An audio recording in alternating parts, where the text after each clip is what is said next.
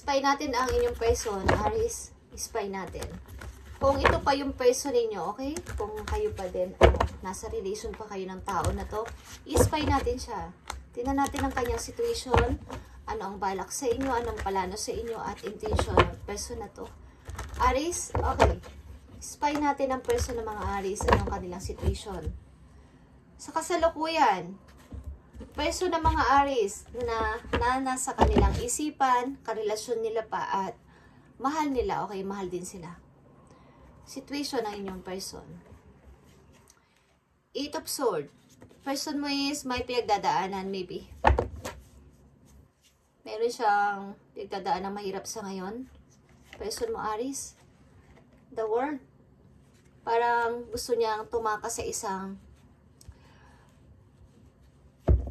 malaking problema dito. Mga taong nakatingin sa kanyang mga next step, mga susunod niyang gagawin, sunod niyang hakbang, sunod niyang desisyon. I need message sa person ng mga Aries. Ano ang kanilang situation, pinagdadaanan o nararanasan sa ngayon. I need message. Okay? Two of Pentacles.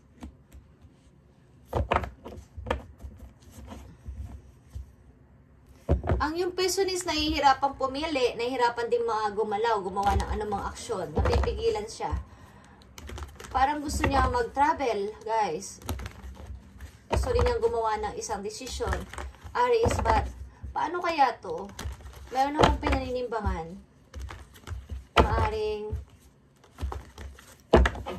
namimili siya sa relation versus trabaho, versus career niya. Okay. Ano to? Ba't nahihirapan ang mga person ng mga Aries? 8 of Swords. Nahihirapan na, natatakot pa, guys. Marami siyang responsibilidad, guys. Person nyo. Hindi ko alam sa family, sa mga tao na kapalibot sa kanya, ang person mo ay takot din magsalita. Parang nagbibigay-bingihan na nagbulag-bulagan pa.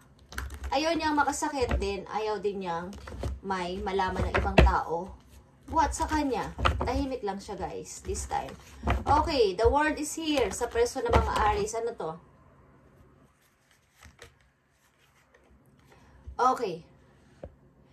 Pinapangarap ka niyang makita maybe someday. Gusto niya mag-travel. But how? Paano ang next step ko? Paano ang aking susunod na gagawin? Okay. Pinapangarap ka ng person na to na someday, sana, maibigay ko tong cup of love kay Aries. Okay. Tingnan natin ang 2 of coins. Naninimbang siya sa dalawang trabaho, maybe. Pareho tong mahalaga sa kanya. Gusto niya tong maging okay. Pagamat sabay, hindi ko alam kung nagda-double work ito o triple work pa. Okay. King of Cups. Okay. Napakabait ng yung person. Aries, lovers. Kayo ay nagmamahalan. Nag-iipon siya ng money, guys. At ang mga tao na pilit at pilit siyang pinabababa is pinaglalaban niya ang sarili niya. Independent siya, guys. Lalo na sa money. Okay? Ang yung person, Aries, is may mga opportunity. At ang dami niyang pinag-aaralan about sa paglago ng money. Okay? Ang nasa mind ng yung person is all about money. Magpadami ng money. At the same time, ang yung person is napaka-maunawain at pili naunawa ang situation. But, nahihirapan din siya, guys. Iniisip-isip ka niya kung kailan niya kayo makikita. Kailan niya ibibigay itong cup of love para sa inyo, Aries. Pagamat, lumalabas at lumalabas dito sa reading niya na nag-uuma po yung gugustuhan niya. Mas may mapag-aralan pa about sa paglago at pag-grow pa ng money. Yeah. Money. Ang yung person ay maaring ang mindset niya ay all about money. Mahal nila kayo, Aries, but alam niya na kung walang money, hindi maaring mahirap gumalaw, mahirap din. Kung anong gawin, mahirap din sapagkat kailangan ng tao sa reality ang money. Nag-aaral siya kung how to grow pa, ng mas grow at mas grow pa. Mapag-ipon itong tao na to. And ibig sabihin, mapag-impok. Hindi man sa bahay, sa bangko, or marami siyang tinataping money. Okay. Aries, tingnan natin ang plano sa'yo, intention ng tao na to. Aries, sa'yo, tingnan natin ang Four of Cups at the World. Ano ang intention o plano ng person mo sa'yo, Aries? Ano ang intention o plano sa'yo na person na to, na yung nasa isip? Four of Cups is Four of Cups, guys. Okay? Nakikita nyo to? Four of Cups is Four of Cups. Hindi man kayo nagkikita, malayo man kayo, guys. Ang tao na to is kayo ay binabantayan. Hindi ko alam kung may inuutosan to, guys. Para kayo ay tingnan sa inyong bahay, manmanan, or i-stalk. Okay. Hindi man kayo nagkikita. Natatakot siya na baka meron ka ng iba, Aries. Dahil kayo ay malayo sa isa't isa. Natatakot siya na baka may offer ka. Natatakot siya na meron kang hinihinga ng advice kung any na tao. Natatakot siya na pagtahimik ka. Okay? Pinamamanmanan ka niya o may inutusan siya para tingnan ng inyong bahay. Hanggang sa gate, hanggang sa inyong bahay. Alam niya, tinitingnan niya kayo, guys. Or meron siyang inutusan. Natatakot siya na mawala sa inyo sapagkat gusto kanyang pakasalan. Okay? Okay, ano ang plano ng yung person sa'yo? Anong plano ng person ni Aries sa kanila?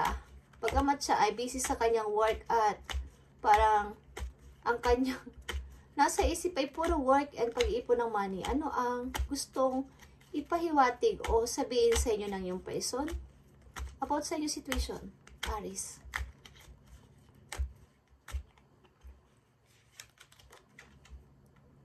Nine of Swords.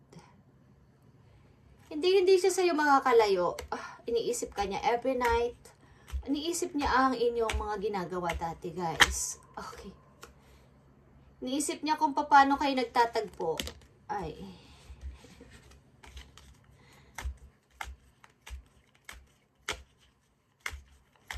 Okay. Natatakot ang yung person sa mga problemang paparating. Maybe sa mga relatives or any. Natatakot siya makinig ng mga messages.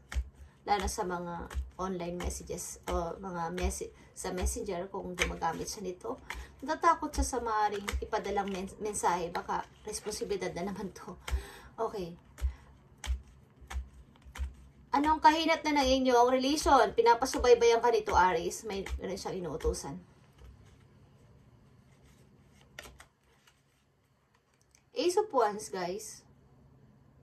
Mahal ka ng person na to. Nag-aapoy ang damdamin niya sa'yo, Ace of Wands. Maaring ikinulong ka na niya sa kanyang heart. Oo.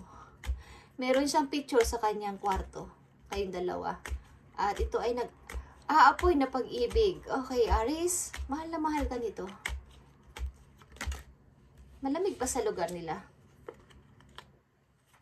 Tingnan natin, isa pang message galing sa yung person.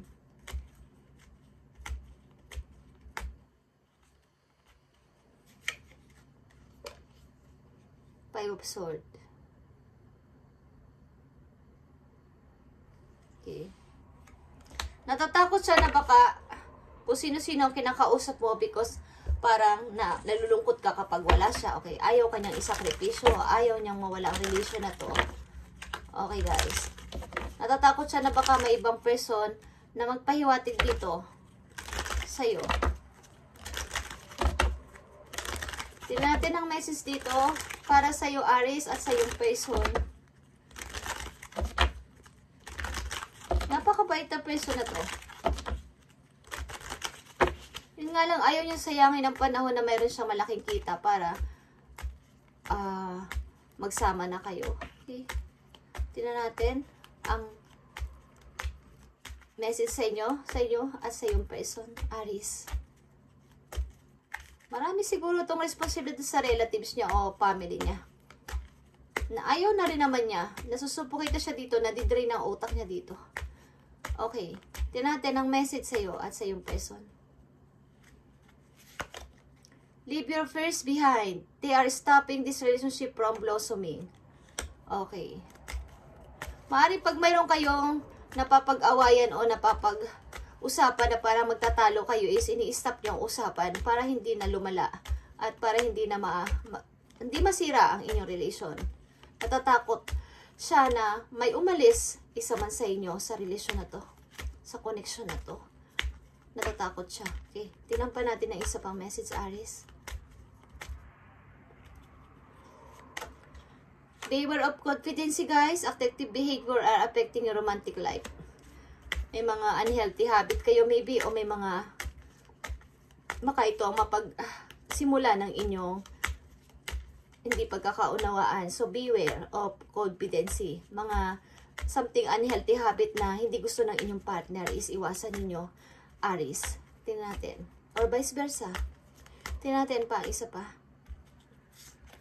Take your power back, Aries. You are giving someone control over how you feel. Your happiness should be depend you. Okay. Wag na wag lang kayo siguro ang isa sa inyo, ikaw mismo, Aries, is ayaw ng kinokontrol ka. Ayaw din niya na kinokontrol siya. So, gumawa kayo ng paraan na, hindi muna tayo maging magkasama. Magkaroon tayo ng limitasyon sa isa't isa. Pero nagkakaunawaan kayo. Kaya lang may boundaries. Yung mga gusto mo, gusto niya, yung mga ginagawa niya, ginagawa mo is walang pakialamanan. Kumbaga, walang nagsasabi, "Hoy, bawal yan. Bakit mo ginagawa yan? Bawal yan, Aries." Or bawal yan. Bakit mo to ginagawa? Okay. Maaring nagkanya-kanya muna kayo ng paras dito sa chariot, sa tagumpay na inyong buhay. At bagamat may mga kalungkutan, 8 of Swords, at mga parang pagkami sa isa't isa is pinipilit nyo tong labanan. Okay?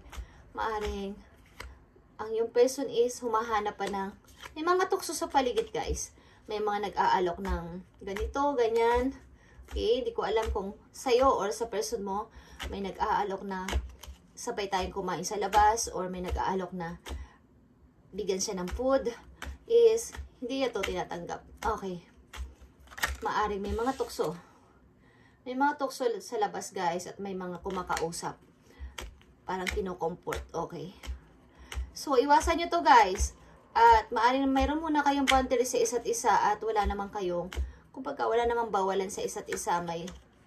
Mayroong mga limitasyon lang na kung nandyan ka, dito ako, ito yung ginagawa ko, yan yung ginagawa mo, is wala namang bawalan or wala namang mga nangyayaring parang yung nakakasakit ng damdamin. Okay. So, last message. Page of Wands. Okay. Want you talaga na kayo ay, strong ang inyong pag-iibigan. Strength is here. And maaaring ipaglalaban mo. Ipaglalaban mo ang maaaring kumontra o umagaw ng relation na to. Sapagkat ito ay para sa iyo is kaya mo ipaglaban ang tao na to.